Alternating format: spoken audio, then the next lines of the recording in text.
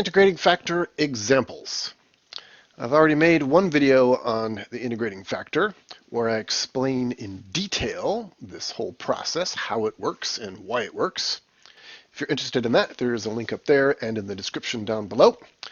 This time I will just be working through a few quick examples, so I'm going to review the bare minimum of what you need in order to do this. This method is designed specifically for differential equations in this format, a first-order linear equation. We assume this is an ordinary differential equation, which means the solutions are functions of one variable, which we will call x. If you're confused by any of the terminology I'm using, I have a video for that as well. It's all about p and q. Either p or q may be a function of x, or it may be a constant.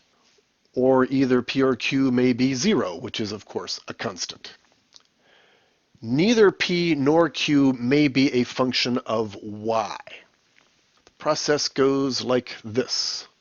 First, we integrate p with respect to x, and then put it up in an exponential function.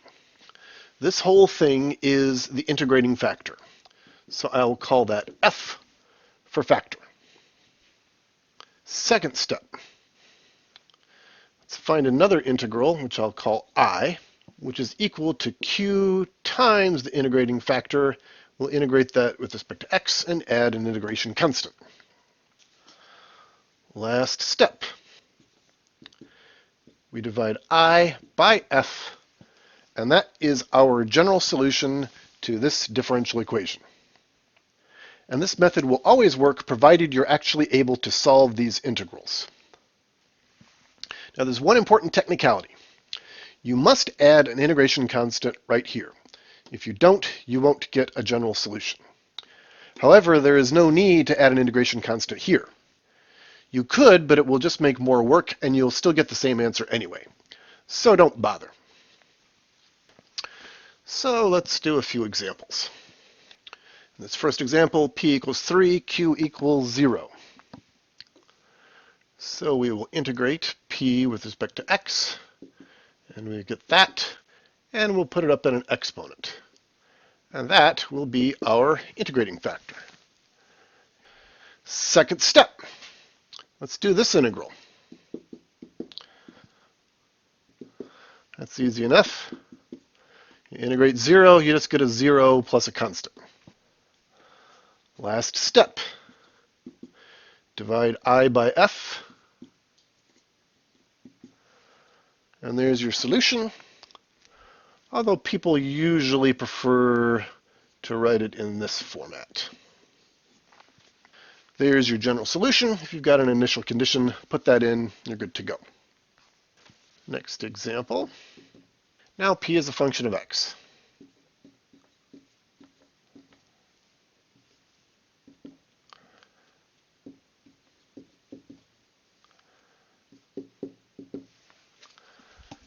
There's our integrating factor. And let's do step 2. This integral is much like before. It'll just be c again because q is 0. Last step.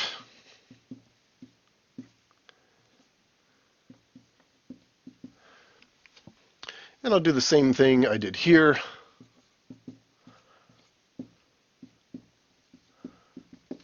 Careful, it's a little tricky.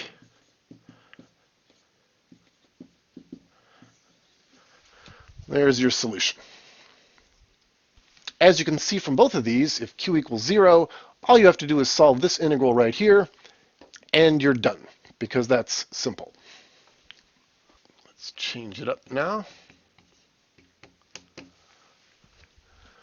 What happens with this?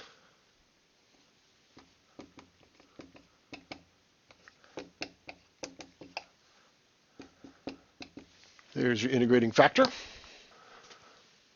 Now let's do this integral. There's q times the integrating factor. Now this might look a little daunting at first until you realize that the derivative of 1/2 x squared is just x. So really what we've got here is e to the power of u times du. And that's easy enough.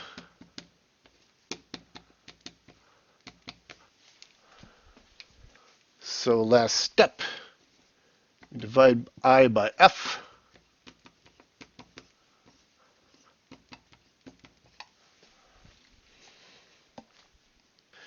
And we get this.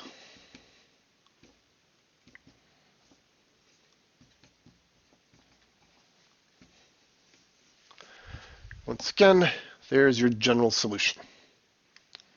Now, it turns out that if P is equal to Q, then you can always finesse this step in the same way because this is always going to be the derivative of that. So as long as you can solve this first integral, you're all set. Now, of course, I chose easy integrals on purpose to streamline things so we could focus on this process. But when you're doing this yourself, you're almost certainly going to have more challenging integrals, and you're going to spend the vast bulk of your time just solving those. In particular, if q is a function of x, and it's not equal to p, then this step might be pretty difficult. You might have to integrate by parts or do something else even more involved. Thank you very much for watching. Please like and subscribe. I have a lot more videos about math and physics on my channel. And also there's a link there for my differential equations playlist.